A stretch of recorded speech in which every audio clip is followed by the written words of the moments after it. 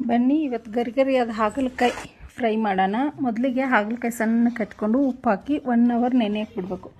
1 hour ಆದಮೇಲೆ ಇಸ್ಕ್ ತೆಗೆದ್ರೆ ಕಹಿ ಎಲ್ಲ ಬಂದುಬಿಡುತ್ತೆ.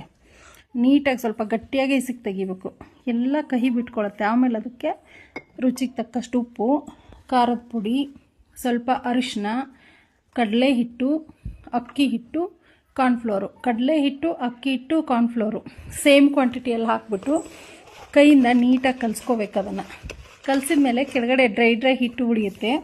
ಆವಾಗ ಸ್ವಲ್ಪ ನೀರು ತಗೊಂಡು ಚಿಮುಕಿಸಿ ಕಲಿಸ್ಬೇಕು. ಹಿಟ್ಟು ಎಲ್ಲ ಅದಕ್ಕೆ ಅಂಟ್ಕೊಳ್ಳೋ ಥರ 1 ನಿಮಿಷ ನೀಟಾಗಿ ಕಲಸಿದಾದ್ಮೇಲೆ ಒಂದು ಬಾಣಲಿಲಿ ಎಣ್ಣೆ ಕಾಯಕ್ಕೆ ಇಟ್ಕೊಂಡಿರ್ತೀವಲ್ಲ, ಎಣ್ಣೆ ಬಿಸಿ ಆಗಿದಾಗ ಎಣ್ಣೆಲಿ ಬಿಟ್ಕೋಬೇಕು. ಎಣ್ಣೆಲಿ ಬಿಟ್ಕೊಂಡು ಒಂದು 10 ಸೆಕೆಂಡ್ ಆದಮೇಲೆ ತಿರುಗಿಸ್ತಾ ಇರಬೇಕು. ಅದು ಶಬ್ದ ಬರುತ್ತೆ, ಕ್ರಿಸ್ಪಿಯಾಗಿರೋದು, ಹಾಗಲಕಾಯಿ ಕರ್ದಿರೋದು. ಆವಾಗ ಎತ್ತಿಟ್ಕೋಬೇಕು.